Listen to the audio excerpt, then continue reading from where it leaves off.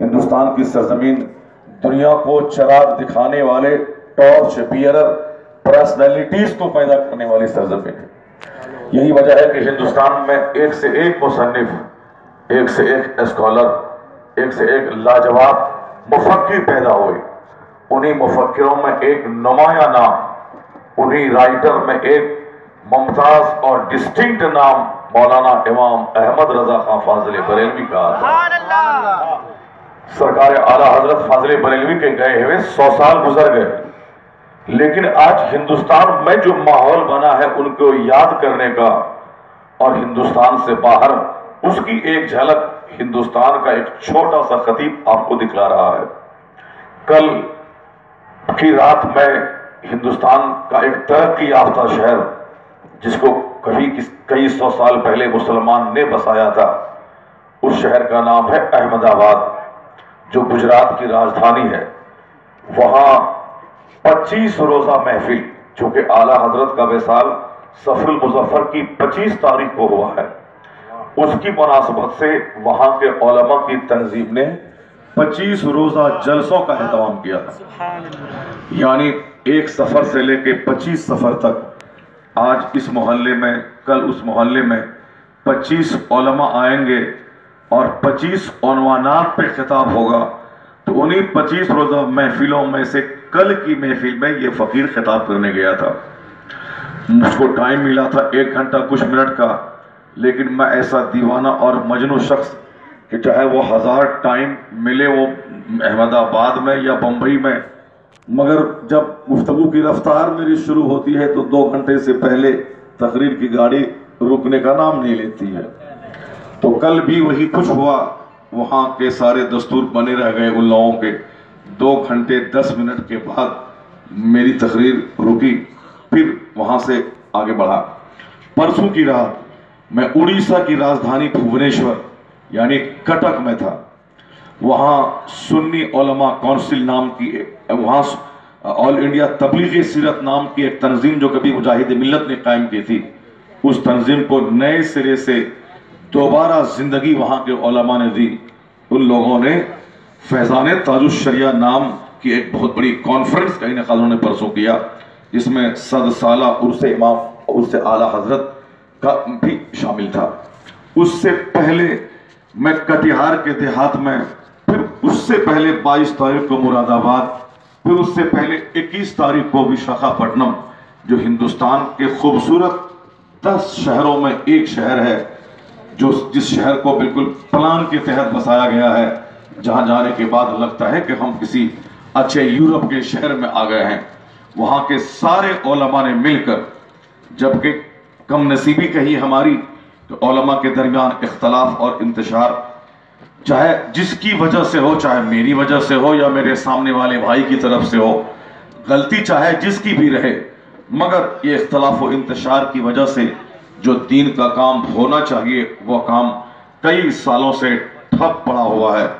وشاکھاپٹنم کی مسجد کے سارے ائمہ، سارے علماء علاقائی تعصب کو طاق پہ رکھ کے، ہم بڑے ہیں یا تم بڑے ہو، ان ساری بھاوناؤں کو طاق پہ رکھ کر کے، چاہے کوئی بہت بڑی مسجد کا خطیب ہو یا کوئی چھوٹے مکتب کا منشی ہو، اس سے کوئی بحث نہیں، سارے علماء نے مل کر کے ایک تنظیم بنائی اور سب سے پہلا اجلاس دن کے اجالے میں عرس اعلیٰ حضرت کے طور پر ان لوگوں نے منعقد کیا۔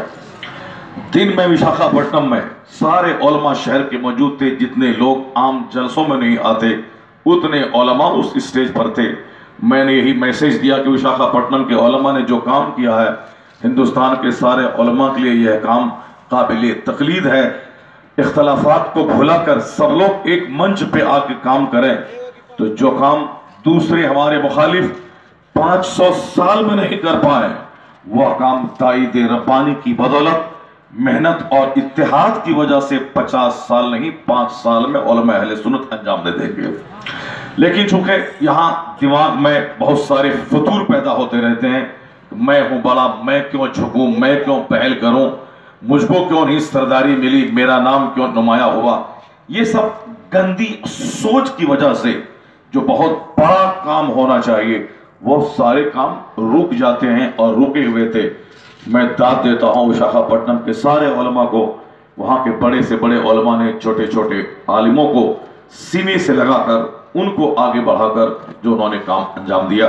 تو دن میں وہاں اور رات میں شام 6 بجے کی فلائٹ سے حیدرآباد مرکز اہل سنت حیدرآباد میں مفتی مجیب علی صاحب نے 2 روزہ شاندار پروگرام عرس اعلیٰ حضرت کے 7 سالہ موقع پر انہوں نے 20 تقریریں کروائی, 20 خطبہ, جس میں حضور مولانا عزت میاں جو جانشین تاج الشریعہ, حضور محدث کبیر مفتی اختر حسین صاحب علیمی, مفتی شمشاد, یہ سمجھ لیں کہ سارا ہندوستان جمع ہو گیا تھا, جس میں سے یہ فقیر بھی خطابت کے لیے مجھ کو 1 گھنٹہ 10 منٹ کا ٹائم دیا گیا تھا, مگر یہ مجنو اس حیدرآباد جیسے شہر میں بھی 2 گھنٹے سے کم میں وہ اپنی تقریر کو نہیں روکا, جہاں کے سب کام ٹائم کے مطابق ہو رہا تھا.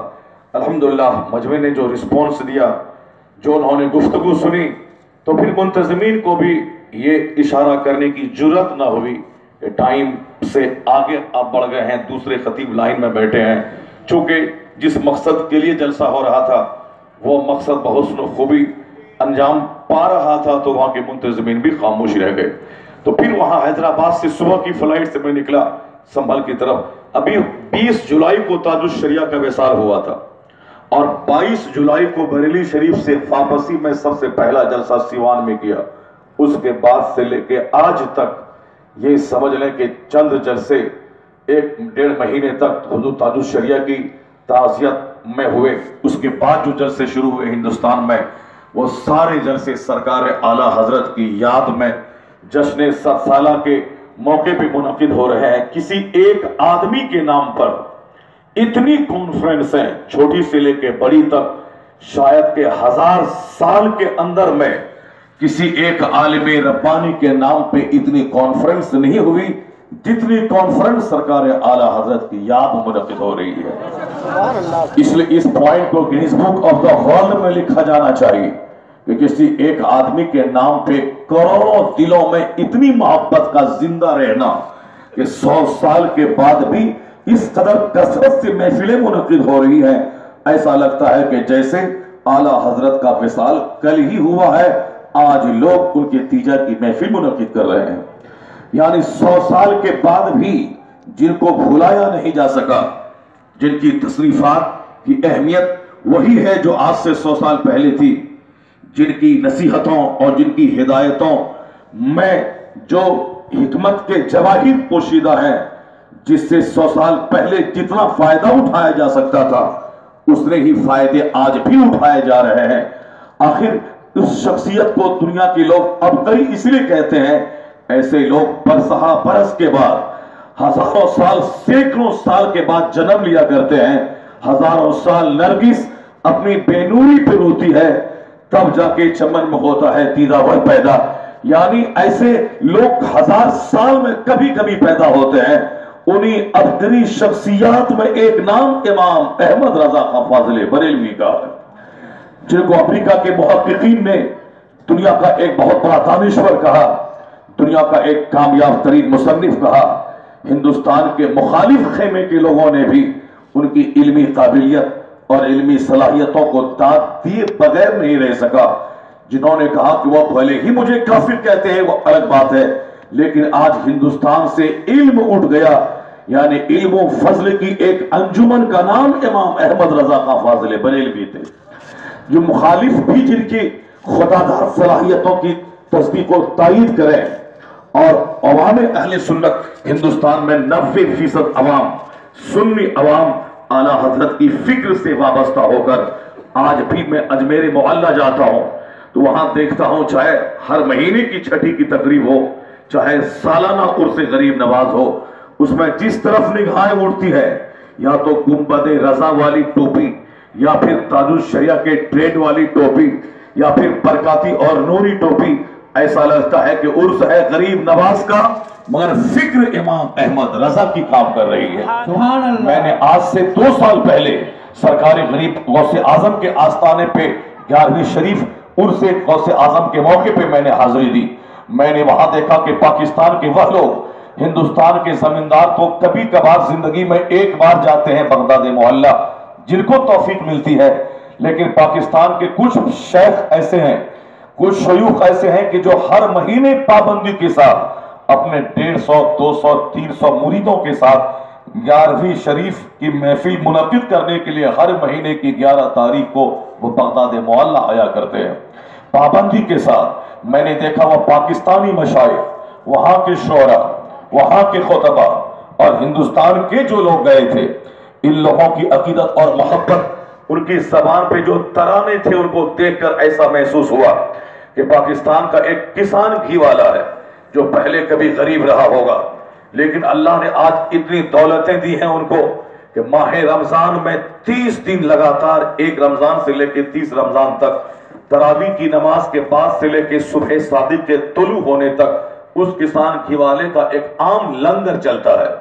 مدینہ طیبہ میں جتنے بھی گوشت کی دکانیں ہیں، ان تمام دکانوں سے پایا وہ خرید لیتا ہے، خوب پایا اور روٹی، کبھی بریانی، کتنے لاکھ لوگ کھاتے ہیں پورے 300 دن میں، یا بے حساب بے طریق وہ شخص خرچ کرتا ہے، اور ایک سال نہیں برسا برس سے خرچ کرتا آ رہا ہے۔ انہی کا لنگر لگاتار 11 دن تک بغداد معلی میں چلتا ہے، یعنی 150 200 آدمی کی ٹیم کے ساتھ ہندوستان کے ارب پتی جو اپنے بیٹے کے ولیمے میں 5 اسٹار ہوٹل بک کر کے نیتاؤں، زمینداروں اور بڑے بڑے عہدیداروں کو بلا کر کے وہ کھانا نہیں کھلاتے ہوں گے جو کھانا کسان گھی والا غوث اعظم کے دربار میں عام زائرین کو کھلاتا ہے۔ میں نے پہلے سنا کرتا تھا، لیکن ایک دن لنگر میں بہت دیر تک لائن لگ گئے۔ میں نے جب کھانا کھایا تو میں نے جب جو تعریف سنی تھی، آج تک اس کھانے کی لذت کو میں بھول نہیں پا رہا ہوں۔ جو کھانا ہندوستان کے بہت بڑے رئیسوں کی بیٹی کی شادی یا ان کے بیٹے کے ولیمے میں آج تک نہیں کھایا، وہ کھانا جو کسان گھی والا غوث اعظم کے شہر میں ان کی گلی میں کھلاتا ہے، یعنی پاکستانی 90%، ہندوستان کے لوگ 10% غوث اعظم کے مزار پہ حاضری دیتے ہیں، چاہے پاکستانی ہو یا انڈین یا پھر عرب ممالک سے آنے والے۔ سب سے زیادہ غوث اعظم کی شان میں جس منقبت کو پڑھا جاتا ہے، وہ منقبت کسی دوسرے شاعر کا نہیں بلکہ اپنے زمانے کے محققین کے امام شیخ الاسلام والمسلمین سرکار اعلیٰ حضرت کا وہ مشہور زمانہ کلام جو غوث اعظم کی شان میں سرکار اعلیٰ حضرت نے آج سے 125 سال پہلے کہا تھا، واہ کیا مرتبہ اے غوث ہے بالا تیرا، اونچے اونچوں کے سروں سے ہے قدم آلہ تیرا۔ یعنی ہے بے شمار شعراء نے غوث اعظم کی شان میں مرتبہ تحریر کی، لیکن سب سے زیادہ جس کلام کو مقبولیت حاصل ہوئی وہ کلام دوسرا نہیں بلکہ وہ کلام اعلیٰ حضرت ہے۔ میں نے مدینہ پاک میں دیکھا، ماہ رمضان میں لگاتار کئی سالوں سے سرکار کے قدموں میں رہنے کا اتفاق ہوتا ہے۔ وہاں عورتیں الگ پردے میں اور مرد سب سے زیادہ جس سلام کا ورد ہوتا ہے وہ تو الصلاۃ والسلام علیک یا رسول اللہ ہے، چونکہ عربین، انڈین، الجیرین سارے لوگ اس کو پڑھتے ہیں، لیکن الصلاۃ والسلام علیک یا رسول اللہ کے بعد جس سلام کو مقبولیت حاصل ہے اس کا نام ہے مصطفیٰ جان رحمت پہ لاکھوں سلام، شمع بزم ہدایت پہ لاکھوں سلام۔ یعنی مدینہ پاک کی جس گلی سے، جس علاقے سے، جس ہوٹل میں آپ ٹھہرے، اور کچھ مباد ہے شریف میں ہزاروں لوگ بیک وقت حاضری دیتے ہیں، کہیں نہ کوئی ضروری سلام کا ورد کرتا ہے۔ سرکار اعلیٰ حضرت کا مشہور زمانہ وہ کلام، واہ کیا جود و کرم ہے اے شہ بطحہ تیرا، نہیں سنتا ہی نہیں مانگنے والا تیرا، کعبے کے بدر تجا تم پہ کروڑوں درود، طیبہ کے شمس الدہا تم پہ کروڑوں درود۔ یعنی یہ سارے کلام کی جو فرد مدینہ پاک کی گلی میں نے قریب سے جو دیکھا، ایسا لگا کہ غالب و اقبال و ذوق یہ سب اپنی جگہ، مگر تمام شعراء کے سردار کے کلام کو مقبولیت نہ کسی دنیا دار بادشاہوں کے دربار سے ملی ہے، مقبولیت اعلیٰ حضرت کے کلام کو مصطفیٰ جان رحمت کے دربار سے مل گئی ہے۔ یہی وجہ ہے کہ مدینہ پاک میں سب سے زیادہ جن کی نعتیں پڑھی جاتی ہے وہ سرکار اعلیٰ حضرت کی نعتیں ہیں، یہاں تک کہ اپنے خانہ کعبہ جو اس روئے زمین کا سب سے پہلا گھر، وہ خانہ کعبہ جو اللہ رب العزت کا حرم کہلاتا ہے، وہ حرم جہاں 20 नेकियां हर वक्त मखसूस वो नासिल होती हैं जो वो नेकियों की बारिश होती है जो दुनिया के किसी खित्ते में नहीं। वो खाने काबा में जो हज का मौसम आता है, दुनिया के 200 से शायद ममालिक से लोग खिंच के उस इर्द गिर्द आके जब तवाफ करने लगते हैं, ऐसा लगता है जैसे खाने काबा एक धुरी है, उस धुरी के इर्द गिर्द पहिया घूम रहा है। जैसे खाने काबा एक मकाम है और दुनिया के सारे लोग उसके इर्द घूम कर ये ऐलान करते हैं, मैं रहूं अमेरिका में मेरी जबान रहे फ्रेंच, मैं रहूं इंडिया में मेरी जबान रहे हिंदी, लेकिन मेरा मरकज कोई दूसरा नहीं, मेरा मरकज इस्लाम मक्का मुकर्रमा है। यानी मरकज पे जाने के बाद जबान अलग, लिबास अलग, सब के इख्तलाफात को मिटाकर एक लिबास में और एक स्लोगन के बैनर के तले आते हैं। उस मताफ में जिस जगह सब कई हजार अंबिया मुरसलीन ने जिस घर का तवाफ किया, कई अंबिया कराम के मज़ारात उस मताफ में मौजूद है, वो खाने काबा जो सबसे ज्यादा कीमती जगह है। ये और बात है कि सरकार दो जहान इस्लाम की कब्र अनवर जहां है। अल्लामा शामी कहते हैं कि हुजूर की बदौलत ही मुझको कुरान मिला, सरकार की बदौलत ही मुझको काबा की पहचान मिली, सरकार की बदौलत ही मुझको कुरान मिला। कुरान हम पर नाजिल नहीं हुआ, कुरान तो मुस्तफा पे नाजिल हुआ है। अल्लाह ने हम पर वही नाजिल करके नहीं कहा कि मैं तुम्हारा खुदा हूं, अल्लाह ने अपने महबूब से कहा कि कुल हो अल्लाहु अहद, ए हबीब आप जमाने को कह दीजिए कि वो अल्लाह एक है।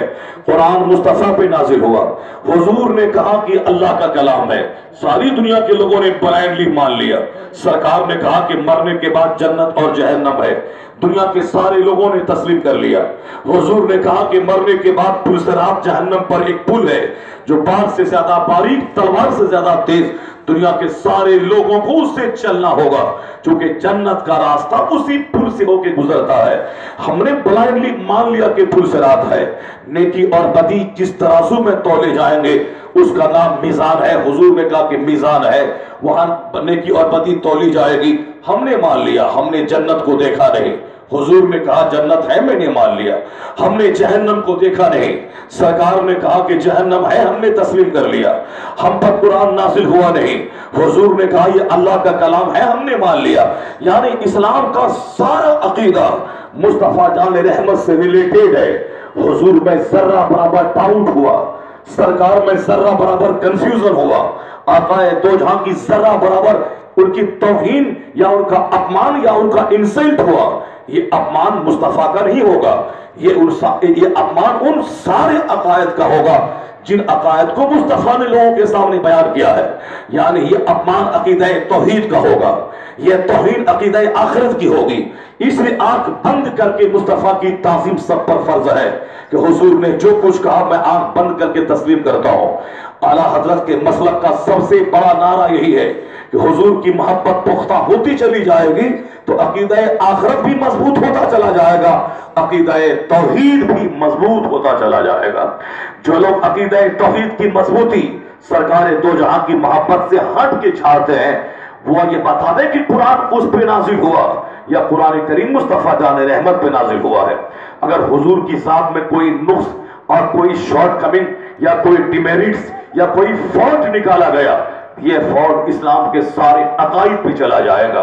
सरकार दो जहां जिस जगह आराम कर रहे हैं, अल्लामा शामी फरमाते हैं कि जो मिट्टी मुस्तफा जान रहमत के जसद अतहर से लगी हुई है वो मिट्टी अर्श मुअल्ला से भी अफजल है, खाने काबा से भी अफजल है।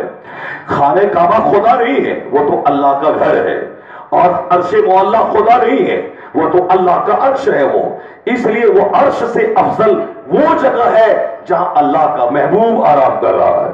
खाने काबा से अफजल वो जगह है जहां अल्लाह का महबूब आराम फरमा रहे हैं। इसी फिक्र को आला हजरत ने कहा, होते कहां खलीलो बेना, कहां बाओ में ना लौलाक वाले साहिबी, ये सब तुम्हारे घर की है।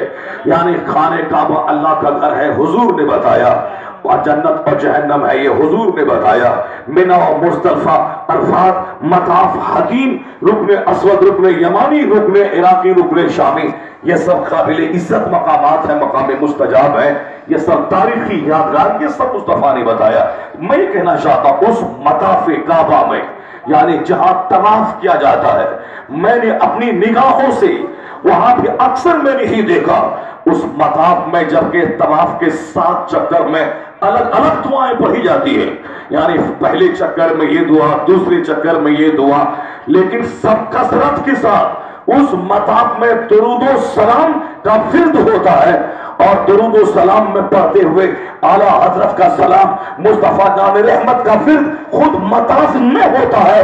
यह इस बात की दलील है कि आला हजरत ने फिक्र दी थी कि 7 चक्कर में अलग अलग दुआएं पढ़ना ये सब अपनी जगह दुरुस्त है, लेकिन सबसे बड़ा वजीफा अल्लाह के जिक्र के बाद जो है वह हुजूर पर दुरूद पढ़ना है।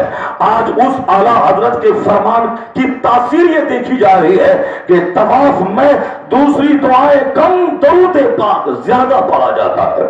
सरकार आला हजरत की फिक्र को खाने काबा से लेके मदीने मुनव्वरा तक, मदीने मुनव्वरा से बगदाद मुअल्ला तक, बगदाद मुअल्ला से लेके अजमेर मुअल्ला तक आसानी से आज 100-150 साल के बाद भी उसको महसूस किया जा सकता है। हमारी बात मेरा बेटा नहीं मानता, मेरी बात मेरे मोहल्ले के लोग नहीं मानते, मस्जिद का इमाम, मस्जिद के नमाजी नहीं मानते, इमाम की बात मुक्तदी क्या मुतवल्ली और ट्रस्टी नहीं मानता।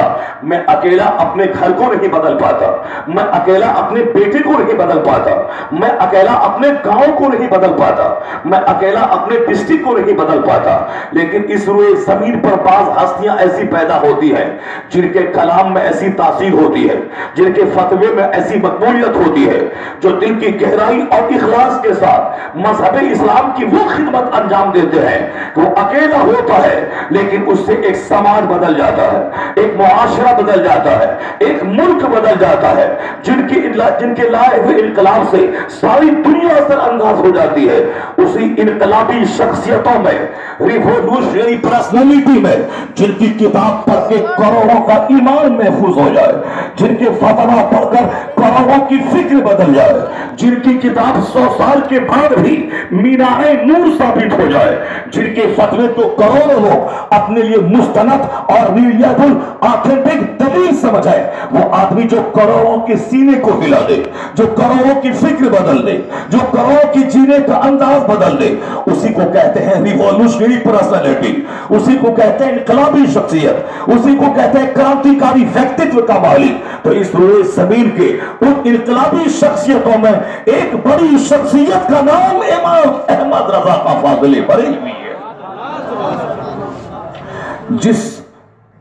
जिस मुहक्किकों के सरदार का उर्स आज सुन्नी उलमा काउंसिल मधुबनी ने इनेकाद किया है। मैंने तमहीदी तौर पर यह बातें सिर्फ आप तक इसलिए पहुंचा दी ताकि आप जान जाएं कि ये उलमा जो आज एक स्टेज पर और सुन्नी उलमा काउंसिल के पैनल तले जमा होकर जिन्होंने जिस हस्ती की याद में इस कॉन्फ्रेंस का इनेकाद किया है, यानी सुन्नी उलमा काउंसिल मुत्तहिदा उलमा के इत्तेहाद के बाद सबसे पहला जलसा जो हो रहा है उस जिस मोतबर शख्सियत की याद में हो रहा है, वो कोई मामूली शख्सियत का नाम नहीं है कि मधुबनी के वो बड़े हैं, बिहार के वो बड़े हैं, हिंदुस्तान के वो बड़े हैं, नहीं, वो उलमा के सरदार, हजरतों के आला हजरत, मुजद्दिदीन में जिसे मुजद्दिद आजम कहा जाता है, यानी इस्लामी पर्सनैलिटीज में जिसको बतौर दलील दुनिया पेश करती है, उन्हीं की याद को सुन्नी उलमा काउंसिल ने सबसे पहली मजलिस में उनको याद किया है ताकि उनका फैज अगर शामिल रहा और ये उलमा अगर मुत्तहिद रहे तो इस महफिल पाक की बरकत से मधुबनी जिला के हर मुसलमान के घर में एक तहरीक पहुंचेगी और हर नौजवान इस तहरीक से फैज़याब होगा, यानी मधुबनी से एक पैगाम पूरे इंडिया में जाएगा। अगर उलमा मिलकर ये पैगाम घर घर पहुंचा दे तो फिल्मी तहजीब का खात्मा होगा, मगरिबी यलगार को धूल चटा दिया जाएगा और वह दीवाने जो फिल्म के एक्टर की तरफ बाल रखते हैं, वह बेटियां जो फिल्म की हीरोइन की तरफ लिबास पहनती है, अगर उनकी तहरीक जिंदा रही और घर घर में तहरीक पहुंच गई, वह दिन दूर नहीं जब हमारी बेटियां उस फिल्मी एक्ट्रेस के लिबास को उठा के फेंक दे और हमारे बेटे उस फिल्मी कल्चर को उठा के फेंक दे और मुस्तफा के दी हुई तहजीब को गले लगा ले, ताकि इनके मरने के बाद इनका अंजाम किसी फिल्म के एक्टर के साथ न हो, किसी मगरिब के یہود و نصارہ کے ساتھ نہ ہو، چونکہ اسلام میں ایک پیغام دیا گیا ہے، من تشبہ بقوم فہو منہم، جو جس قوم سے مشابہت رکھتا ہے اس کا انجام اسی کے ساتھ ہوگا۔ جو کرکٹر کو ماڈل مان کر ان کی طرح ہاتھ میں دھاگا باندھے گا ان کا انجام مرنے کے بعد اسی کے ساتھ ہوگا۔ جو کسی فلم ایکٹر کو ماڈل مان کر ان کی طرح لباس پہنے گا مرنے کے بعد ان کے ساتھ ہی جہنم میں اس کا حشر ہوگا۔ جو فلم کے ایکٹر کے سر کے بال کے اسٹائل کو دیکھ کر ویسا بال رکھے گا، یہ دنیا کا 100 سال تو پانی کا ایک بلبلہ ہے، 100 سال تو ایک سیکنڈ ہے اللہ کے نزدیک۔ مرنے کے بعد کی جو دنیا ہے وہاں کا ایک دن 50,000 سال کا ہوگا۔ یہی اسلام کا بنیادی عقیدہ ہے، اور جو اس پر عقیدہ آخرت جس کا کمزور ہو وہ پھر اپنے آپ کو مسلمان نہ کہلائے، چونکہ اسلام قدم قدم پہ ہمیں جنت کی بات کہتا ہے اور آخرت جہنم سے بچنے کی بات کہتا ہے۔ عقیدہ آخرت جو اسلام کا قریبی عقیدہ ہے، یہ عقیدہ کمزور ہوا تو سمجھ لیں اسلام کا سارا عقیدہ چرمرا جائے گا۔ نماز کا بینیفٹ آخرت میں، روزے کا بینیفٹ آخرت میں، حج کا بینیفٹ آخرت میں، جہاد کا بینیفٹ آخرت میں۔ سرکار دو جہاں مسجد نبوی کی تعمیر کر رہے ہیں، آقا فرماتے ہیں لا عیش الا عیش الآخرہ، آرام نہیں ہے مگر آخرت کا آرام۔ سرکار دو جہاں خانہ کعبہ کا طواف کر رہے ہیں اور کہتے ہیں حج مقبول کا بدلہ صرف جنت ہے، اس کے علاوہ اور کچھ نہیں۔ آقا اپنے غلاموں کو سال کے 1 مہینے روزہ رکھنے کا حکم دیتے ہیں اور حضور فرماتے ہیں کہ جنت کے 8 دروازے ہیں، اس میں سے ایک دروازے کا نام باب ریان ہے، روزے دار اس دروازے سے داخل ہوں گے۔ آقا فرماتے ہیں جو روزانہ 5 وقت کی نماز پڑھتا ہو، جس طرح تمہارے دروازے پہ ایک تالاب ہو اور روزانہ وہ 5 بار غسل کرے، ان کے بدن پر میل اور کچیل میں سے کوئی چیز باقی نہیں رہ جائے گی۔ حضور فرماتے ہیں کذالک مثل الصلوات الخمس یمحو اللہ بہن الخطایا، یہی مثال 5 وقت نماز کی ہے جو آدمی کے سارے گناہوں کو مٹا دیتی ہے۔ نماز کا بینیفٹ آخرت میں، حج و زکات کا بینیفٹ آخرت میں، کما حقہ بینیفٹ۔ یہ اور بات ہے کہ ان عبادتوں کے فائدے دنیا میں بھی ملتے ہیں، صحت کی صورت میں، سچی خوشی کی صورت میں، چہرے کے نور کی صورت میں، اور اپنے گھر میں امن و امان کی صورت میں، اور ہیلتھ کی صورت میں، اور دنیاوی طور پر آسودگی کی صورت میں۔ یہ ہے آخرت کے انعام کے ذروں میں سے کروڑواں حصہ، یعنی جو انعام وہاں ملے گا وہ انعام ایک سمندر ہے، اس سمندر کو ایک قطرہ پانی سے جو نسبت ہے وہی دنیا میں ان عبادتوں کے ذریعہ جو فوائد ملتے ہیں ان فائدوں کو آخرت کے انعامات کے ساتھ وہی نسبت ہے جو ایک قطرہ پانی کو سمندر سے ہوا کرتا ہے۔ اس دنیا میں حج و زکات کے فائدے جو بھی ہو وہ ایک قطرہ ہے، اصل میں سمندر تو وہ آخرت میں ہے، وہ عقیدہ آخرت۔ سرکار دو جہاں صلی اللہ علیہ وسلم فرماتے ہیں من تشبہ بقوم فہو منہم، جو جس قوم سے مشابہت رکھے اس کا انجام اسی کے ساتھ ہوگا۔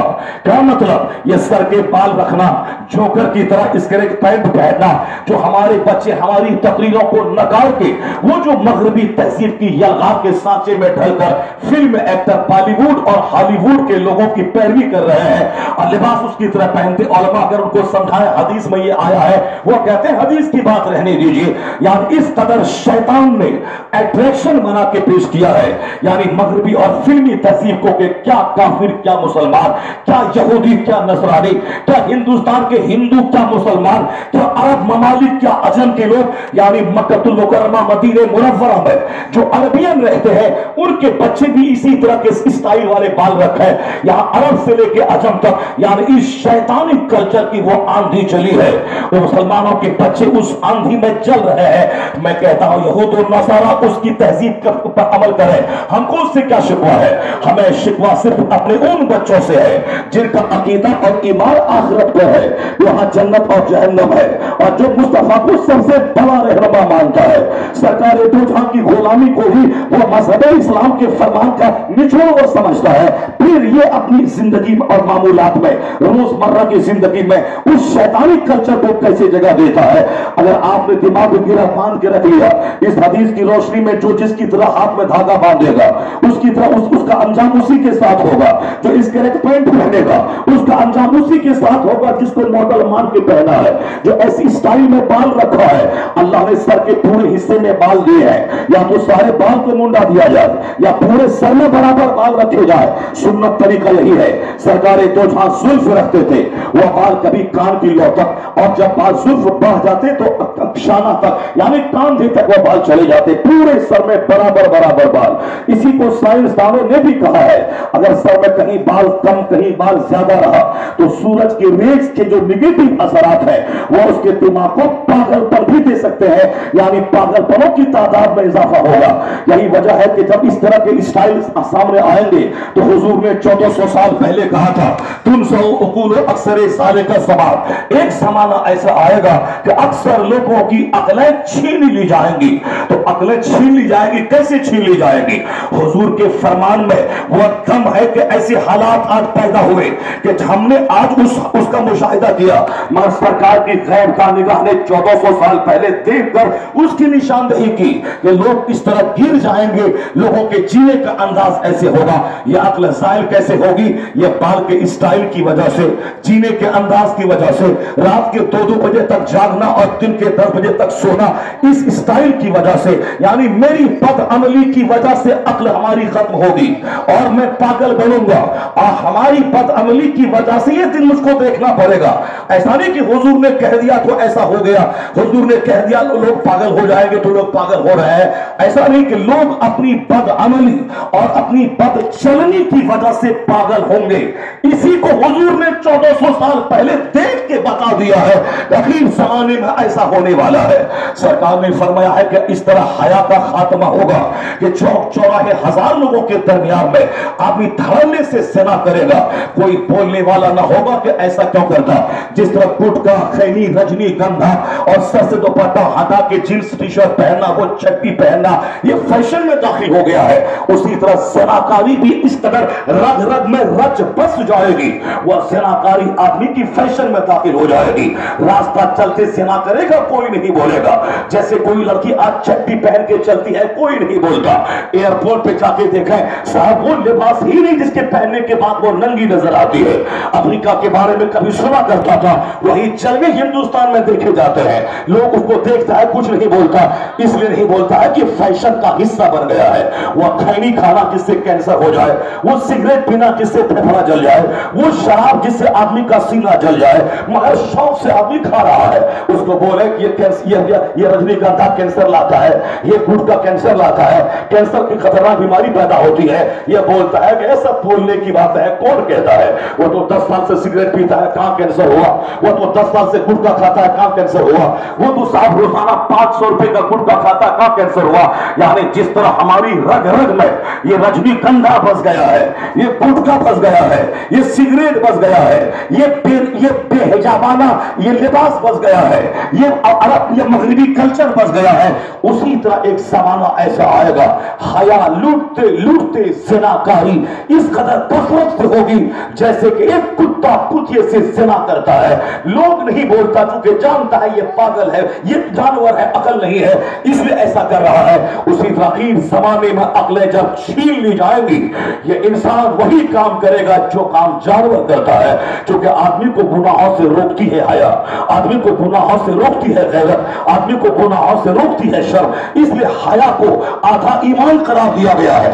हया रुखसत, ईमान रुखसत। और जब तक ये हया का माहौल था, मर्द में भी गुनाह का दौरा कम था, औरतों में भी गुनाहों का चलन कम था। लेकिन जब ये हया रुखसत हो गई, लोग बेहया हो गए, न बोलने में अदब, न लोगों के सामने खड़े होने में अदब, न बाप दादे का अदब रहा, न उलमा का अदब रहा, न पड़ोस के बड़ों का अदब रहा, न अपने रहनुमाओं का अदब रहा। न जब अदब ही नहीं रहा तो उलमा को चिढ़ा चिढ़ा के तारीफ, मौलाना को चिढ़ा चिढ़ा के शराब, मौलाना को चिढ़ा चिढ़ा के रजनीगंधा, अब मौलाना को चिढ़ा चिढ़ा के माँ बाप की नाफरमानी। मौलाना बोलता है कि माँ के कदमों में जन्नत है, मैं उनके सामने माँ को मारूंगा। मौलाना बोलता है कि बाहर जन्नत का दरवाजा है, मैं मौलाना को चिढ़ा के मारूंगा। मौलाना बोलता है नमाज पढ़ना फर्ज आजम है, जो 5 वक्त रोजाना नमाज कज़ा करे वह गुनाह कबीरा का मुर्तकिब है, 5 बार गुनाह कबीरा कर रहा है। शराब पीने से भी बड़ा जुर्म है नमाज छोड़ना, ज़िना करने से भी बड़ा गुनाह है नमाज छोड़ना। अब ये मौलाना बोलता है ना, ये मौलाना को चिढ़ा के मैं बता दूंगा, ये अकेले मस्जिद में नमाज पढ़ेगा, मैं मस्जिद के दरवाजे पे गुटखा और रजनीगंधा फाड़ के खाऊंगा और हल्ला करूंगा, देखिए मौलाना क्या बोलता है। अदब रहता तो वह बच्चे गुनाह करने में शर्माते, हया रहती वह बच्चे अपने बड़ों के सामने गुनाह करने में शर्माते। जब अपने पांव जो पैदा किया है उससे जब बच्चा हया नहीं करता तो आलिमों से क्या हया करेगा, अपने दादाओं से क्या हया करेगा, अपने समाज के बड़ों से क्या हया करेगा। इसलिए हदीस में आया है वइल्लम तस्ताई फस्ना बिमाशीता, यानी बेहया हो जाओ फिर जो चाहो करो। हया वो ज़ेवर है जो आदमी को गुनाहों से रोकता है। हया निगाहें झुकी रहे, हया बड़ों का एहतराम रहे, हया माँ बाप के सामने ऊंची जगह न बैठा जाए, हया अपने उलमा को देखने के बाद वो चीजें जो गैर अखलाकी है उसको छुपा लिया जाए, ताकि बार बार अगर छुपाना पड़े तो एक दिन जमीन उसको झंझोड़ के कहेगा जो चीजें गलत है अपने बड़ों से तू शर्मा के उसको छोड़ देता है, उनको थोड़ी जिंदगी में खत्म कर देता। यही हया है जो उसको गुनाहों से एक दिन तमाम चीजों से रोक डालेगी। इसलिए हया को निस्फ़े ईमान करार दिया गया है।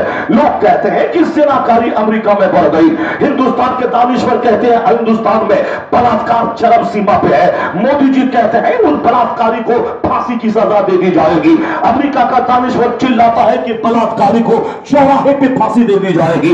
मगर इनकी बातें, इनका भाषण, इनके बनाए हुए कानून ज़िना को रोक नहीं पाते। ज़िना को रोकेंगे कैसे इनके कानून?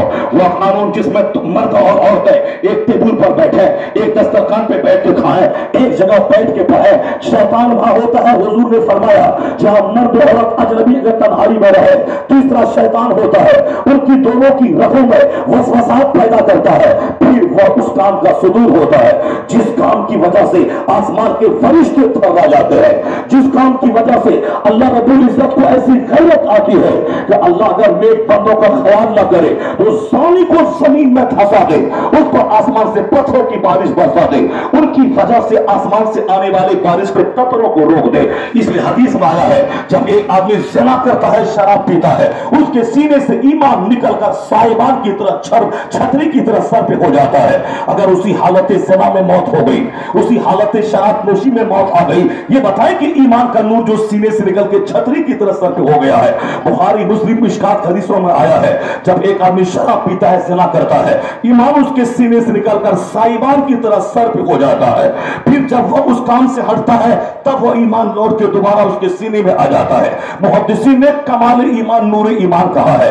हदीस पाक में छतरी और साहिबान का लफ्ज आया है, छतरी की तरह ऊपर में उसका ईमान हो जाता है। उस हालत में अगर मौत आ जाए तो क्या होगा? तो आज जिस ज़िना को हिंदुस्तान से लेकर अमेरिका तक का कोई ज़ाब्ता रोक नहीं पाया, मुस्कुराते हुए इस्लाम कहता है सिर्फ एक कानून है, वह कानून है हया का, वह कानून है पर्दा का। अगर ये कानून पर्दा नाफिज हो जाए तो 90% दुनिया से बलात्कार का खात्मा हो जाएगा, 90% दुनिया से बेहयाई का और बलात्कार का खात्मा हो जाएगा। वह इस्लाम अज़ीमुश्शान इस्लाम जो माँ की गोद से लेकर कब्र की गोद तक हमारी रहनुमाई करता है, बात चली उसी इस्लाम के कानून और ज़ाब्ते की। इसलिए बात थोड़ी सी हमारी फैल गई। मेरा बच्चा जान ले कि मगरबी तहजीब हमें इस दुनिया में भी बेवकार बना देगी, मरने के बाद मुस्तफा के सामने ज़लील और रुस्वा कर देगी। हमारी इज्जत दौलत कमाने में नहीं है, हमारी इज्जत दौलत मकान बनाने में नहीं है। मकान बना के तू क्या नाश करता है? हमारे पास 10 मंजिला मकान है, जो अल्लाह को गाली देता है उसके पास 120 मंजिला मकान है। हमारे पास 25 लाख की इनोवा है, जो अल्लाह पर विश्वास नहीं करता उसके पास 12 करोड़ की जागवार कंपनी की 10-10 कारें मौजूद है। जो अल्लाह पर विश्वास नहीं करता है वो दुनिया का सबसे बड़ा मालदार है, हिंदुस्तान का सबसे बड़ा मालदार है। तुम तो मकान बना की इज्जत तलाश करता है। तो हमारा 1400 साल का पीरियड यही बोलता है, मुसलमान रहे किराए के मकान में, मुसलमान रहे किसी देहात में, मुसलमान पहले टूटी चप्पल, मुसलमान के बदन पे रहे फटा हुआ कपड़ा, ये खाए मोटा छोटा पहने और रूखा सूखा खाए, इससे इनके कभी जमीन नहीं होगा। इसलिए इनका पैगंबर उस जमाने में दुनिया को हिलाया था जिस जमाने में एक तरफ काफिर बादशाह 70-70 हजार नौकर गुलाम की मौजूदगी में रेशमो कमखार के बिस्तर पे सोए और सोने की लाठी नौकर गुलाम लेके रहे, और मुस्तफा जान रहमत के हुजरे में चटाई पे बिस्तर भी नहीं है, चटाई के निशानात हुजूर के जिस्म अक़दस पे हो रहा है। 2-2 महीने तक मुस्तफा के चूल्हे में आग नहीं सुलग रही है, मगर मुस्तफा की सादगी ने, मुस्तफा के सुहाग ने, मुस्तफा के तर्क दुनिया ने ईरान की ताकत को हिला के रख दिया, रूम को हिला के रख दिया। मुस्तफा के गुलाम उमर फारूक आजम ने इन दोनों महाशक्तियों को शेर करके मुस्तफा के तीर को इन दोनों खित्तों पे फैला के रख दिया। क्या मतलब सादगी में ताकत है। सरकार दो ने सारी जिंदगी इन काफिरों को दिखलाने के लिए हुजूर चाहते तो अपने 1,24,000 गुलाम के हाथों में सोने की लाठी दे देते। हुजूर को तो अल्लाह ने कहा था अगर आप चाहे तो मैं अरब के नखलिस्तान, अरब के पहाड़, अरब के रेगिस्तान को आपकी खातिर में सोना बना दो। हुजूर ने खुद कहा अगर मैं चाहूं तो ओहद का पहाड़ गोल्ड बनकर मेरे पीछे चले। जब पहाड़ गोल्ड बन के चलता, एक काफिर के पास 70,000 नौकर है, सबके हाथ में सोने की लाठी है, उसका मुकाबला करने के लिए हमें 1,40,000 गुलाम चाहिए और सबके हाथ में हीरे जवाहरात की लाठी चाहिए। जो जिस जबान में बात करे उसका वैसे ही जवाब देना चाहिए। या सोने की लाठी लेके आया है तो हम हीरे की लाठी लेके चले जाए। हुजूर जन्नत से हीरे की लाठी मंगवा लेते, अरब के सारे पत्थर को गोल्ड बना देते और अपने सारे सहाबा को गोल्ड की लाठी दे देते और फिर वहां से ईरान के मजूसियों का मुकाबला कर लेते। हुजूर ने क्या फरमाया, इलाही मैं नहीं चाहता कि मेरे लिए अरब का रेगिस्तान पर सोना बन जाए, एक दिन का खाना दे इलाही ताकि मैं तेरा शुक्र अदा करूं और जिस दिन मैं भूखा रहूं उस दिन मैं सब्र किया करूं। यानी सब्र और शुक्र की जिंदगी गुजार के सरकार ने मॉडल बनकर कायनात को एक रास्ता दिखलाया है। जब से हमारे दिमाग में फतूर पैदा हुआ कि हमें नौकरी करना चाहिए, हमें आलीशान मकान बनाना चाहिए, हमें शानदार गाड़ी खरीदनी चाहिए, हमें मोटा बैलेंस बनाना चाहिए, मुसलमान का सारा बच्चा डॉक्टर इंजीनियर बनना चाहिए, मैं कहता हूं सारे बच्चे मुसलमान के डॉक्टर बन जाए, सारे बच्चे मुसलमान के इंजीनियर बन जाए, सारे सबके पास 120 मंजिला मकान हो जाए। यही होगा कि काफिर के पास भी है, तुम्हारे पास भी है, उनका बेटा भी नौकरी करता है, तुम भी नौकरी करता है। कौन सी ऐसी ताकत होगी जिस ताकत की बदौलत यहां तुम गालिब आ जाओ, जिस ताकत की बदौलत मरने के बाद तुम अल्लाह रब्बुल इज्जत के इनामात के मुस्तहिक हो जाओ? वो ताकत इंजीनियरिंग की ताकत रही है, मेडिकल की ताकत रही है, वो ताकत है रूहानी ताकत, वो ताकत है इबादत की ताकत, वो ताकत है मुस्तफा की पैरवी और गुलामी की ताकत। वो ताकत अगर हाथ में आ गई, जिस तरह सहाबा ने दुनिया को हिलाया था, मोहम्मद इब्न कासिम ने हिंदुस्तान में इस्लाम की बुनियाद कायम कर दी थी, तारिक इब्न ज़ियाद ने कश्ती में आग लगाकर स्पेन को फतह कर लिया था, वो ताकत अगर आज बेदार हो गई तो हुजूर की हदीस की रोशनी में अमेरिका का वाशिंगटन भी तुम्हारा है, हिंदुस्तान की राजधानी दिल्ली भी तुम्हारी है। नारे तकबीर, नारे तकबीर, अल्लाह वही मोहम्मद से वफा तूने तो हम तेरे हैं। नारे ये जहाँ चीज है क्या मसलक आला हजरत बस्ती बस्ती करिया करिया जश्न इमाम अहमद रजा जिंदाबाद, शहरियार रजा साहब किबला जिंदाबाद। सुन्नी उलमा काउंसिल मधुबनी के उलमा ने कमर कस लिया है, मैं हम मुसलमानों के घरों से मगरबी तहजीब को निकाल के रहूंगा, इनके घरों में हुजूर की तहजीब को दाखिल करके रहूंगा। बुजुर्गान दीन की जिंदगी ने सुना सुना कर बता बता कर इन बुजुर्गों के नकूशे कदम की पैरवी के लिए इनको आमादा करके रहूंगा। अगर आपकी मदद इनके साथ शामिल रही तो आज आला हजरत का जश्न मनाया जा रहा है, आने वाले दिनों में सरकार गौसे आजम का जश्न बनेगा, सरकार गरीब नवाज का जश्न बनेगा।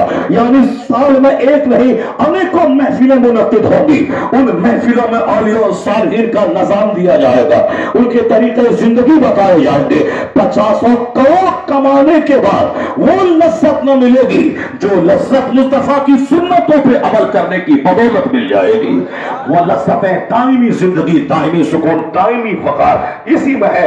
इसलिए सरकार आला हजरत ने पूरी जिंदगी उन्होंने 1000 के करीब किताबों में जो कुछ भी लिखा है उन तमाम तालीमात का निचोड़ यही है मुस्तफा बरसा खेशरा के दीन हमाउस घर पाऊना रशीदी हमाबुल अबियस। इसी को डॉक्टर इकबाल कलंदर लाहौरी ने कहा था, अपने आप को मुस्तफा के कदमों में डाल दे, जो वहां तक नहीं पहुंचा उसमें और अबू लहब में कोई फर्क नहीं है।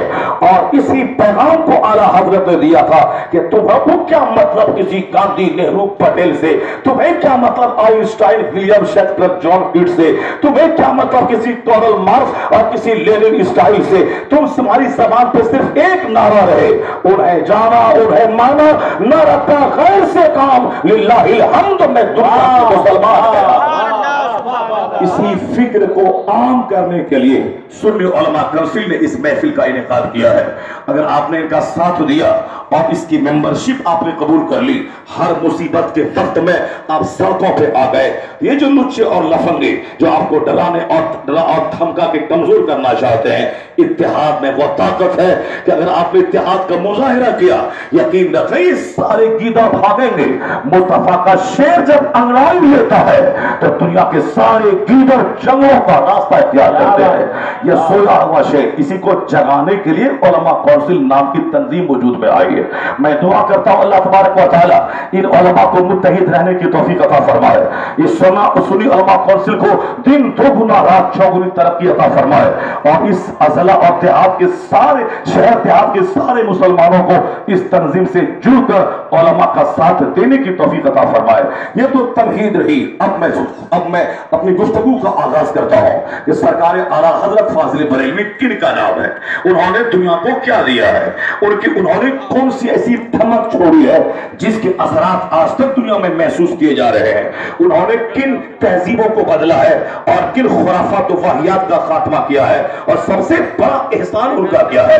मैं जरा चूंकि सारी बातों को बोला नहीं जा सकता है, इसलिए मैं जहां उनकी जिंदगी के चंद औरात मैं आपके सामने खोलता हूं और उस औरात से जो रोशनी मिलती है उस रोशनी की मैं निशानदेही करता हूं। सबसे पहली बात, हमारे अपने लोग भी सुन ले, हमारे दूसरे लोग भी सुन ले। मैंने इसी को पिछले साल इस्लामिया इंटर कॉलेज बरेली से मैंने एक पैगाम दिया था कि सरकार आला हजरत सिर्फ अहले सुन्नत व जमात की अमानत का नाम नहीं है, वो है सुन्नी, वो है सुन्नियों के इमाम, सुन्नियों के सरदार, वो है मुजद्दिदे मुल्क आजम। लेकिन हिंदुस्तान में चूंकि वो पैदा हुए हैं, इसलिए बहैसियत हिंदुस्तानी हिंदुस्तान के काबिल फख्र सबूत का नाम है इमाम अहमद रजा खां फाजिल बरेलवी। इसलिए जो लोग कलमा नहीं पढ़े हैं वो भी उनकी इज्जत को जान जाए कि आला हजरत का एक ऐसा इंट्रोडक्शन जिससे कि सारे हिंदुस्तानी पहचान जाए कि हाँ हिंदुस्तान पर उनका एहसान रहा है। तो मैंने ये बताते हुए मैंने कहा था कि आज ये साइंस की जबान दुनिया जानती है, रिसर्च की जबान दुनिया जानती है, तहकीक की जबान दुनिया जानती है। आदमी जाहिरी तौर पर उलूम व फनून में क्या कमाल है, क्या दुनिया को दिया है, इसकी जबान दुनिया जानती है। बाकी वो दूसरी बातें हैं जो लोग उसमें उस गहराई में डूबते हैं उनको मालूम है। लेकिन एक आम हिंदुस्तानी क्या जाने कि रजा का एहसान इंडिया पे क्या है, रजा ने हिंदुस्तान वालों को क्या दिया है। तो मैंने यही कहा था कि हिंदुस्तान में आज 25 से ज्यादा जबाने जो गैजेटेड तौर पर सरकारी जबाने हैं, उन जबानों में तमिल एक जबान है, मलयालम एक जबान है, वो कन्नड़ एक जबान है, हिंदी एक जबान है, कश्मीरी एक जबान है, असमिया एक जबान है, गुजराती मराठी एक जबान है। सारी जबानों का लिटरेचर अलग है, एक लिटरेचर ओल्ड है, एक लिटरेचर मॉडर्न है। जैसे मेरे बच्चे इतिहास पढ़ते हैं, इतिहास को दो खिमों में बांट दिया गया है। एक इतिहास है एंशिएंट हिस्ट्री यानी प्राचीन इतिहास, और एक है आधुनिक इतिहास यानी जदीद तारीख, और एक है कदीम तारीख, एक है ओल्ड हिस्ट्री और एक है मॉडर्न हिस्ट्री। उसी तरह हर जबान को दो खिमे में बांट दिया गया है, एक है ओल्ड अंग्रेजी और एक है मॉडर्न अंग्रेजी। उसी तरह अरबी जबान को भी दो खिमे उन्होंने बांट दिया है, एक जदीद अरबी, एक कदीम अरबी। तो मैं कहता हूं चाहे कदीम मलयालम हो, चाहे जदीद मलयालम हो, चाहे कदीम हिंदी हो, चाहे जदीद हिंदी हो, हिंदुस्तान की सारी जबानों के बड़े बड़े राइटर और महान विद्वान की सूची तैयार कर लिया जाए। उन सूचियों में एक नाम रविंद्रनाथ टैगोर का आएगा, एक नाम तुलसीदास का आएगा, एक नाम कबीरदास का आएगा, ایک نام گاندھی کا بھی آئے گا, ایک نام نہرو کا بھی آئے گا. نہرو جی نے بھی کئی کتابیں انگریزی میں لکھی ہیں, اور یہ لندن سے پڑھ کے آنے کے بعد وہاں اپنی بایوگرافی کو انگریزی میں لکھا ہے. گاندھی جی نے بھی کئی کتابیں لکھی ہے. اور پھر تمل زبان میں 2-4 رائٹر بڑے مشہور ہیں. یعنی ہر زبان کے سارے رائٹر کی کتابوں کو ایک طرف رکھا جائے. اگر امریکہ کے دانشور یہ کہے کہ میں ہندوستان کے دانشوروں سے مطالبہ کرتا ہوں, ایک ایسا رائٹر دکھلا دے جس رائٹر نے 1000 کے قریب کتابیں لکھ کر اپنے ملک کا نام روشن کیا ہو. اگر امریکہ چیلنج کرے, ایک ایسا رائٹر دکھلاؤ جنہوں نے مختصر سی زندگی میں زیادہ ٹائم نکال کر الگ الگ ٹاپک پہ, الگ الگ عنوانات پہ 1000 کے قریب کتابوں کو تحریر کیا ہو. یہ کوئی افسانہ اور ناول نہیں, بلکہ سچائی سے قریب ہو کر اگر یہ سوال ہوگا اور یہ چیلنج کیا جائے گا, تو میں کہتا ہوں ہندوستان کے تمام اسٹیٹس کے تمام زبانوں کے ماہرین کی سوچی تیار کرے. انگریزوں کے اس چیلنج کا جواب بن کر نہ ربندر ناتھ ٹیگور جی آئیں گے, نہ گاندھی جی آئیں گے, نہ ولبھ بھائی پٹیل آئیں گے, نہ کبیر داس آئیں گے, نہ منشی پریم چند آئیں گے, نہ کوئی دوسرے رائٹر آئیں گے. اگر اس کا جواب بن کر جو 1000 کے قریب کتابیں لکھ کر ہندوستان کا نام پورے ورلڈ میں اونچا کیا ہو, وہ نام اگر آئے گا تو طرح نام امام احمد رضا کا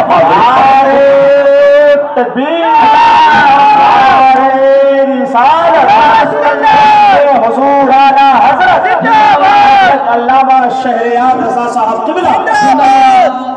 سرکار اعلیٰ حضرت کے بارے میں آج سے 50 سال پہلے محقق کہتے تھے کہ 70 سے زیادہ علوم و فنون پر انہوں نے 1000 کے قریب کتابیں لکھی ہیں. اور جیسے جیسے ابھی علوم و فنون کی نئی نئی شاخیں پیدا ہو رہی ہیں, جیسے پہلے سائنس 3 چیپٹر میں محدود تھا, فزکس, کیمسٹری, بایولوجی, لیکن ابھی بایولوجی کے 2 پارٹ ہو گئے. اس میں سے ایک بوٹنی ہے, ایک زولوجی ہے. یعنی بوٹنی میں زمین سے نکلنے والی چیزوں علم نباتات کا تذکرہ ہے, اور زولوجی میں علم حیوانات کا تذکرہ ہے. اسی طرح بوٹنی کے بھی کئی پارٹ ہو گئے اور زولوجی میں بھی کئی پارٹ ہو گئے. یعنی علم خانوں میں تقسیم ہو رہا ہے. ہر ڈپارٹ میں نئی نئی تحقیق ہو رہی ہے. تو اس جدید تحقیقات کی روشنی میں اعلیٰ حضرت ہندوستان کے اس عظیم عالم دین کا نام ہے جو 150 شاخوں پہ انہوں نے کام کیا اور 1000 کے قریب کتابیں عطا کی. اس میں ہندوستان کا ہی رہنے والا ہر شہری, چاہے وہ ہندو ہو, چاہے مسلمان ہو, یا پھر کلمہ پڑھنے والوں میں بھلے ہی کوئی گستاخی مصطفیٰ کر کے اپنا رشتہ اسلام سے منقطع کر لیا ہو, لیکن اگر وہ اپنے آپ کو ہندوستانی کہلاتا ہے تو سارے لوگ اگر حقیقت سے قریب ہو کر اعلیٰ حضرت کو پہچاننا چاہیں گے تو سب کی زبان پہ ایک ہی نعرہ ہوگا کہ اعلیٰ حضرت کا علم جیسے جیسے اس سائنسی دنیا میں موضوع تحقیق بنتا جا رہا ہے, یونیورسٹی سے لے کے مدارس تک, ہندوستان سے لے کے امریکہ تک, ان کی عزت کا شہرا جو زمین سے نکل کر آسمان کو چھوتا جا رہا ہے. علاقے کو دیکھ کر ایسا لگتا ہے یونیورسٹی میں رضا رضا, ہالینڈ میں رضا رضا, امریکہ میں رضا رضا, برطانیہ میں رضا رضا, ہندوستان کا اسٹیٹس میں رضا رضا. ایسا لگتا ہے کہ وادی رضا کی کوہ ہمالیہ رضا کا ہے, جس سمت دیکھیے وہ علاقہ رضا کا ہے. اس جدید تحقیقات کے آئینے میں ہندوستان ہی نہیں بلکہ دنیائے آدمیت کا ایک عظیم اسکالر کا نام امام احمد رضا خان فاضل بریلوی ہے.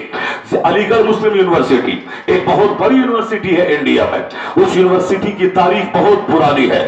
سر سید احمد خان چاہے وہ نیچری رہے یا جس مذہب سے تعلق رکھتے ہیں وہ جانے, ان کا کام جانے, ہم کو اس سے بحث نہیں. البتہ اتنا ضرور ہے کہ اس آدمی نے محنت کر کے علی گڑھ مسلم یونیورسٹی نام کی ایک بڑی یونیورسٹی ہندوستان کو دیا اور خصوصیت کے ساتھ مسلمانوں کے بال بچوں کو دے دیا. اس یونیورسٹی سے پڑھنے والا کبھی صدر جمہوریہ بن گیا, اس یونیورسٹی سے پڑھنے والا کبھی کوئی بہت بڑی وزارت کو سنبھالا, اس یونیورسٹی سے پڑھنے والا علی گڑھ یونیورسٹی میں بھی سینکڑوں پروفیسرز ہیں اور گولڈ میڈلسٹ جو اسی علی گڑھ سے پڑھے اور پڑھنے کے بعد اسی AMU میں پڑھا رہے ہیں. یعنی بڑا امپورٹنٹ رول رہا ہے علم کی خیرات بانٹنے میں علی گڑھ مسلم یونیورسٹی کا, جو یونیورسٹی ہندوستان کی سب سے قیمتی یونیورسٹی ہو, جو اس کا وائس چانسلر ہوگا وہ کتنی کیپیسٹی کا مالک ہوگا, وہ کتنی ایبیلٹی کا مالک ہوگا, وہ کتنے علوم و فنون کا جانکار ہوگا. پروفیسر سر ضیاء الدین احمد AMU का वाइस चांसलर था। वाइस चांसलर मुझ जैसा जाहिल नहीं बनता है। वाइस चांसलर को कई फनून में महारतें ताम्मा हासिल होती है। यानी जो डीन का भी हेड हो, जो प्रोफेसर का भी हेड हो, जो लेक्चरर का भी हेड हो, यानी जिस प्रॉब्लम्स की गुत्थी कोई सुलझा ना सके वो वाइस चांसलर सुलझा दे। जिसके पास तालीमी महारत भी हो, जिसके पास इंतजामी सलाहियत भी हो, वैसे गुंडागिर्दी करने वाला कोई भी आदमी बन सकता है। जैसे आजकल नेताओं को क्या लगा है, जो हम उनका झोला ढोता रहा उसी को मदरसा बोर्ड का चेयरमैन बना दिया, जो झोला ढोता रहा उसी को किसी यूनिवर्सिटी का वाइस चांसलर बना दिया। ऐसा नहीं होता है। यार जो लोग इल्म कदरदा होते हैं वह झोला ढोने वाले को नहीं बनाते। वह भले ही उस नेता का मुखालिफ हो, मगर वो कहता है कि इस यूनिवर्सिटी का संचालन करने में जो इंपॉर्टेंट रोल अदा कर सकता हो वो मुझको गाली दे, मगर यूनिवर्सिटी चलाने के लिए मुझको इस आदमी की जरूरत है। इस आदमी को रखना पड़ेगा जो छोटी छोटी जो गंदी गंदे विचारों से ऊपर उठ के सोचता है, उसी के जमाने में काम होता है। आज जो सिर्फ नेतागिरी के जाल को ढोता है, समझ लें वो अच्छे अच्छे काबिलों को किनारे और हाशिया पे लाके ना अहलों को उस पद दे देता है जिससे कि वो सारा शोभा चरमरा के रह जाता है। ना अहल बद अखलाक, अगर वो किसी डिपार्ट का हेड बन जाए वो सारा डिपार्ट तबाह हो जाएगा। अगर ना अहल यानी इल्म भी नहीं है और बद अखलाक भी है, वो किसी मदरसे का नाजिम बन जाए, उसकी दुकान तो चलेगी, उसका पेट खाते खाते ऊंचा तो हो जाएगा, मगर ना मजहब का काम होगा ना शरीयत का काम होगा, क्योंकि हराम और हलाल की तमीज खो देगा। उसका मकसद सिर्फ ये होगा कि मैं रमजान में चंदा करूं अपना मकान बनाऊं, मैं चंदा करूं अपनी गाड़ी खरीदूं, मैं चंदा करूं अपनी दुकान खरीदूं, मैं चंदा करूं अपनी जमीन खरीदूं। वो कौम जाए चूल्हे के भाग में, उसको क्या मतलब है? हम चाहे 1000 काम कर दें फिर भी लोग मेरी गर्दन में झोला, मेरी गर्दन में तो रुमाल देके मुझको निकाल ही देगा, तो क्यों इसके लिए हम मरे? जो कुछ है इसको चूस लिया जाए। ऐसी फिक्र के लोग भी होते हैं।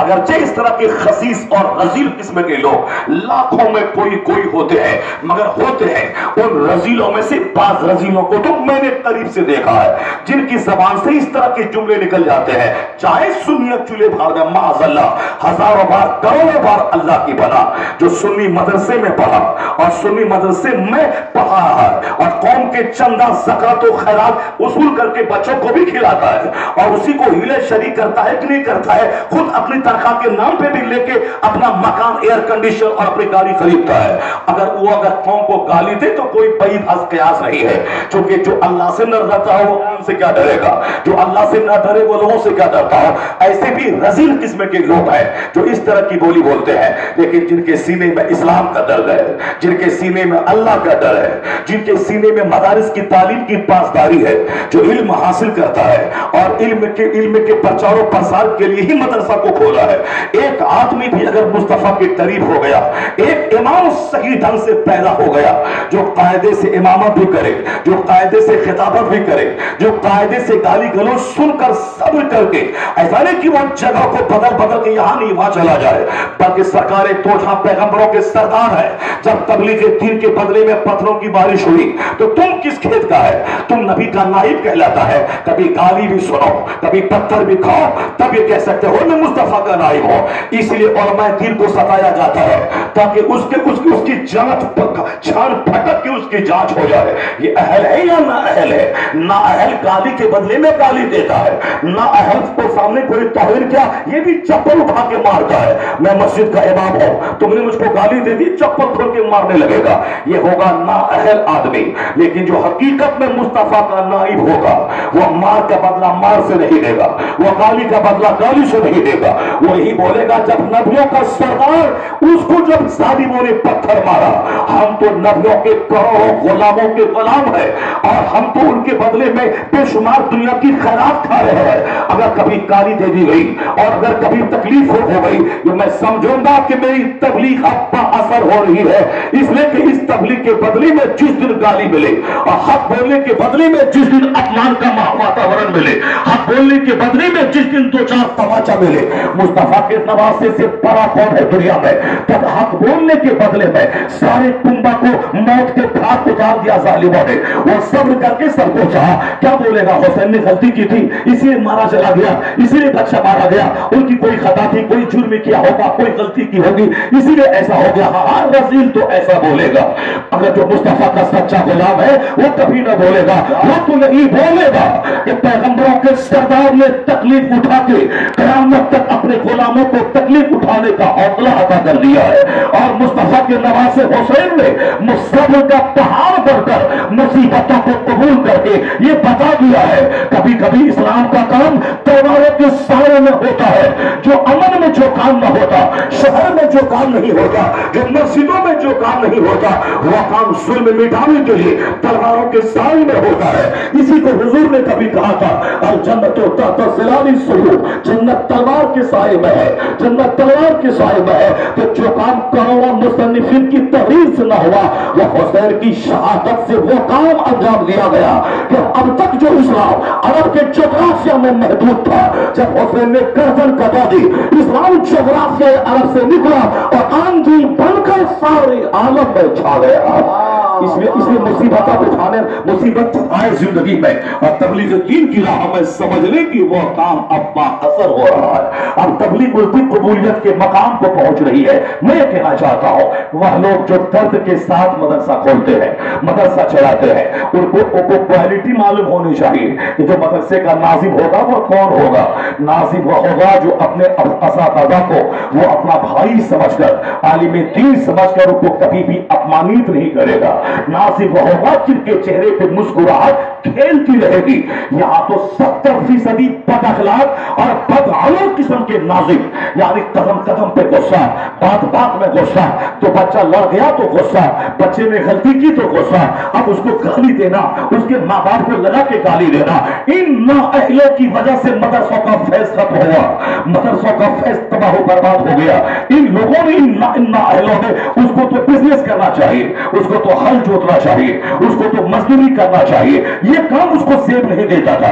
इस काम के लिए इल्म चाहिए, इस काम के लिए हिल्म चाहिए, यानी इल्म भी चाहिए, और हिल्म यानी कुव्वत बर्दाश्त भी चाहिए। इस काम के लिए मुस्कुराहट भी चाहिए। अफ्रीका से लेके भारत तक के स्कॉलर कहते हैं, स्कूल चलाना हो तो मुस्कुराते रहिए, बैंक चलाना हो तो मुस्कुराते रहिए, घर चलाना हो तो मुस्कुराते रहिए। मैं कहता हूं आज का दानिश्वर मुस्कुराहट की ट्रेनिंग दे रहा है। या होस्टेस आप गाली दें वो मुस्कुराती है, आप डांटें वो मुस्कुराती है, आप काउंटर पे चिल्लाएं वो आहिस्ते से बात करती है, क्योंकि उनको ट्रेनिंग दी जाती है कि आपके पास ऐसे लोग भी आएंगे जो चिल्लाएंगे, आपको नहीं चिल्लाना है। आपके पास ऐसे लोग आएंगे जो बोलेंगे कहां है मेरी सी, आपको चिल्लाना नहीं, आपको मुस्कुराना है। उसी मुस्कुराने की तनख्वाह है 50,000 रुपए महीना, 40,000 रुपए महीना। यानी कामयाब वालिद, कामयाब टीचर, कामयाब नागरिक, कामयाब बिजनेसमैन, कामयाब एमडी मैनेजिंग डायरेक्टर, कामयाब प्रिंसिपल के लिए मुस्कुराहट जरूरी है।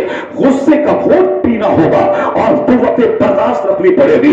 जिस पॉइंट पे अमेरिका से लेकर हिंदुस्तान का स्कॉलर आज जोर देता है, कभी तन्हाई में बैठकर इन आलिमों के पास आकर के मुस्तफा की हदीस सुना कीजिए और ये पूछा कीजिए कि इस्माइली फेस पर दुनिया जोर दे रही है और बासाफ्ता गाहे बगाहे ट्रेनिंग दी जाती है, और जितने लोग वर्क करते हैं सबकी खुफिया ट्रेनिंग होती है, उन ट्रेनिंग में इन्हीं बातों पर जोर दिया जाता है। ये बताएं क्या सरकार तोजहान इसके बारे में भी कुछ कहा है? ये आलिम रब्बानी आपको बताएंगे कि यह दानिश्वर तो आज बोल रहे हैं, मुस्तफा 1400 साल पहले आपने कहा है, फलस्ता करन्न मिनल मारूफ शया वलव अंतल का आका को पे वजहिन तलते। हुजूर कहते हैं किसी नेकी को हकीर मत समझना, यहां तक कि अपने भाई से जो तू मुस्कुरा के मिलता है, ये मुस्कुराना भी तेरी तरफ से सदका है, तेरी तरफ से सदका है। दुनिया के लोग आज कहते हैं कामयाबी के लिए स्माइलिंग जरूरी है, बिजनेस में डेवलपमेंट के लिए स्माइलिंग जरूरी है, तो लोगों ने मुस्कुराहट को तिजारत के फरोग का सरिया करार दिया, मुस्कुराहट को कामयाब सोशल लाइफ का एक रिसोर्स करार दिया। कुर्बान मुस्तफा जाने रहमत है जिन्होंने मुस्कुराहट को इबादत का दर्जा अता फरमा दिया। सरकारी तोहफा के पास किस चीज की कमी है? कोई आए तो पढ़े सरकार की زندگی کا مطالعہ کرے، بایوگرافی کو پڑھے، یہاں تو غصہ نے ساری کوالٹی کو مٹا کے رکھ دیا ہے۔ اس لیے حضور نے کبھی کہا تھا کہ وہ علم جو علم اللہ کی رضا کے لیے حاصل کیا جاتا ہے، وہ علم کا مقام تو اتنا بڑا ہے کہ خیرکم من تعلم القرآن وعلمہ، تم میں سب سے بہتر وہ ہے جو قرآن سیکھے دوسروں کو سکھائے۔ اس علم کا مقام تو اتنا بڑا ہے کہ عالم ربانی راستے سے چلے تو حضور فرماتے ہیں حتی النملۃ فی جحرها وحتی الحوت فی الماء لیصلون علی معلم الناس الخیر، یعنی ایک عالم جو حدیث پڑھاتا ہے، قرآن سکھاتا ہے، لوگوں کو بھلائی کی بات سکھاتا ہے، وہ اگر راستے سے چلیں تو دریا کی مچھلیاں بھی ان کی بخشش کی دعا کرتی ہے، سوراخوں کی چوٹیاں بھی ان کے لیے دعا کرتے، کن کے لیے؟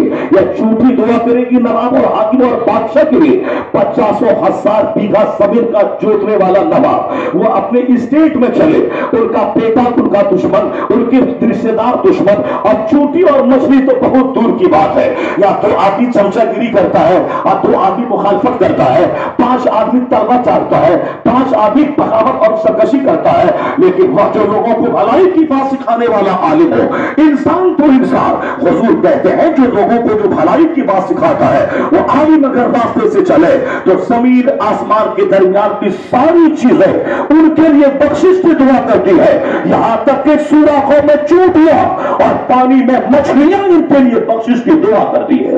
اتنا بڑا مقام جو اللہ نے ان عالم دین کو عطا کیا ہے، مگر حضور نے یہ بھی کہا ہے، سرکار فرماتے ہیں وہ علم جو علم کی اتنی برکت ہے، اگر فرماتے ہیں وَوَاسِعُ الْعِلْمِ عِنْدَ غَيْرِ أَهْلِهِ كَمُقَلِّدِ الْخَنَازِيرِ لُؤْلُؤًا وَالذَّهَبَ، مصطفیٰ فرماتے ہیں یہ علم نااہل کو سکھانے والا، نااہل کو سکھانا ایسا ہی ہے جیسے کہ خنزیر کے گلے میں موتی اور سونے کا ہار پہنا دیا جائے، موتی کا ہار اس کی جگہ خنزیر کی گردن نہیں ہے، موتی اور سونے کی سونے کا ہار اس کی جگہ ہے رانیاں مہارانیاں مستورات کی گردن ہے، یہ ہار وہاں رہتے ہیں، یہ ہار خنزیر کی گردن میں نہیں، یہ ظلم ہے، یعنی ظلم ہے جو چیز جہاں کی تھی اس سے ہٹ کے اس کو رکھ دینا، یہ ظلم ہے، اسی کو ظلم کہتے ہیں۔ نااہل کو علم سکھانا ایسا ہی ہے جیسے سور کے گلے میں سونے اور موتی کا ہار سکھانا۔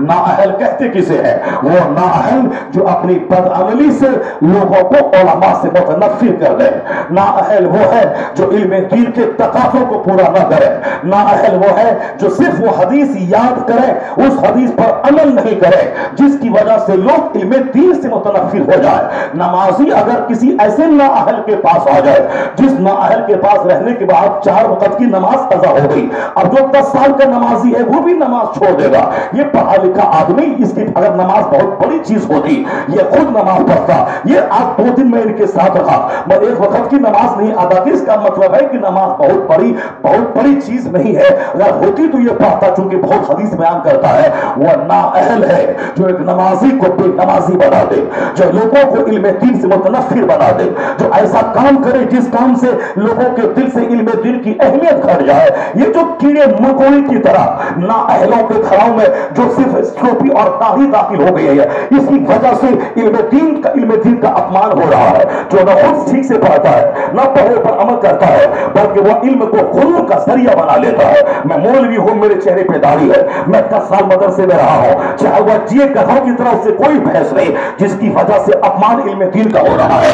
آدمی ربانیین سے ہو گئے جو 10 حدیث پڑھے تو جب تک اس پر عمل نہ ہو وہ 11ویں حدیث کو ٹچ نہیں کرے، اور میں ربانیین ہوں جس کے پاس بیٹھو تو خدا یاد آ جائے، جن کے پاس بیٹھو تو مصطفیٰ کی حدیث کا مہتو ہو جائے، جن کے پاس رہو تو ایسا لگے کہ ہم آخرت کے مسافر کے پاس رہ رہے ہیں، جن کے پاس بیٹھو کرکٹر کرکٹ کی بات کرتا ہے، بزنس مین بزنس کی بات کرتا ہے، فٹ بالر فٹ بال کی بات کرتا ہے، مگر میرے پاس کوئی 5 گھنٹے بھی رہتا ہے اور ایک بار بھی مصطفیٰ کی حدیث کی بات میں نہیں کرتا ہوں، اس کا مطلب یہ نکلا کہ مجھ سے زیادہ سیریس وہ فٹ بالر ہے اپنے پیشے میں سے جو آنے والے کو فٹ بال کا ہنر سکھلاتا ہے، وہ مجھ سے زیادہ سیریس وہ کرکٹر ہے جو اپنے پاس آنے والے کو کرکٹ کا مزاج دیتا ہے، مجھ سے زیادہ سیریس وہ نیتا ہے جو اپنے پاس بیٹھنے والوں کو گاندھی اور نہرو کی عزت ان کے دل میں ڈال دیتا ہے۔ یہ کانگریس پرانی پارٹی ہے اور اسی پارٹی نے ہندوستان کو سنبھالا ہے۔ آج اس ہندوستان میں جتنی بھی سڑک ہے، اس کا پلان اس کا ہے، گھر گھر میں موبائل ہے، ایس ٹی ڈی فون اس کا ہے۔ ہندوستان میں آج پائے غریب کا بچہ اب اربوں میں کھیل رہا ہے، یہ کانگریسوں کے زمانے کا رزلٹ ہے۔ مگر آج کا جوکر بولتا ہے کہ ہندوستان تباہ تھا، ہم آج 2-4 سال سے ہندوستان نے ڈیولپ کیا ہے۔ یعنی آنکھ بند کر کے یہ بتانا کہ اس نے ہندوستان کو چوپٹ کر دیا، اس نے ہندوستان کو تباہ و برباد کر دیا، اس نے صرف باپ بیٹا اور بھتیجا واد کا کام کیا ہے، صرف ساری دولتیں اپنے گھر میں جمع کیا ہے، سارے ہندوستان کو لوٹ لیا ہے۔ ان سے کہا جائے تم تو آج تو جمعہ 8 دن آیا ہے، یہ بتا دے کہ ہندوستان میں یہ جو ڈیولپمنٹ کا کام ہوا ہے یہ آج ہوا ہے یا 50 سال پہلے سے ہوتا آ رہا ہے؟